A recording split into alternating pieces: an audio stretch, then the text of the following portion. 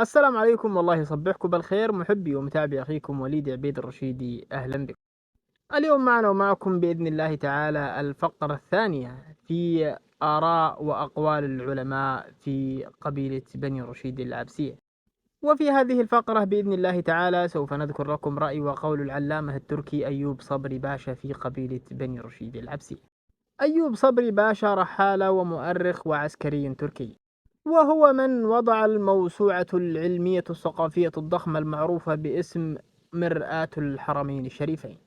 كما يوجد للمؤرخ التركي أيوب صبري باشا كتاب يسمى مرآة جزيرة العرب.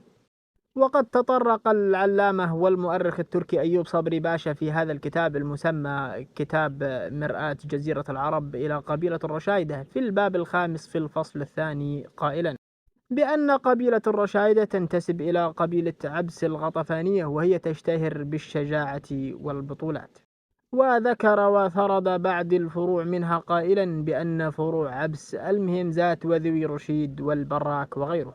كما أشار في كتابه هذا إلى بعض الأماكن والقرى التي تقنطها قبيلة الرشايدة في ذلك الزمان.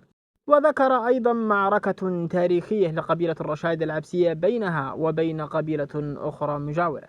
كما أكد المؤرخ أيوب صبري باشا بأن هذه المعركة كانت في القرن الثامن الهجري.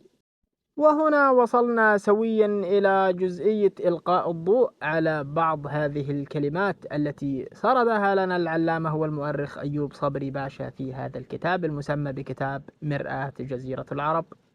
أولا، نسب قبيلة الرشايدة إلى جذورها الممتدة منها وهي قبيلة عبس الغطفانية، وأيضا ذكرها بالشجاعة والبطولات، وهذه من صفات القبائل العربية. وأيضا الفروع المذكورة منذ قديم وما زالت على أرض الواقع ترسخ مدى عراقة هذه القبيلة. وأيضا ذكر بعض القرى ومنها الحائط وغيرها التي امتلكتها قبيلة الرشايدة توارثا عن غطفان بن سعد العظيم. وأخيرا المعركة التي ذكرها العلامة والمؤرخ أيوب صبري باشا لقبيلة الرشايدة هي وقبيلة مجاورة لها، وأكد بأنها كانت في القرن الثامن من الهجرة، ونحن الآن نواكب ونعاصر القرن الواحد والعشرين.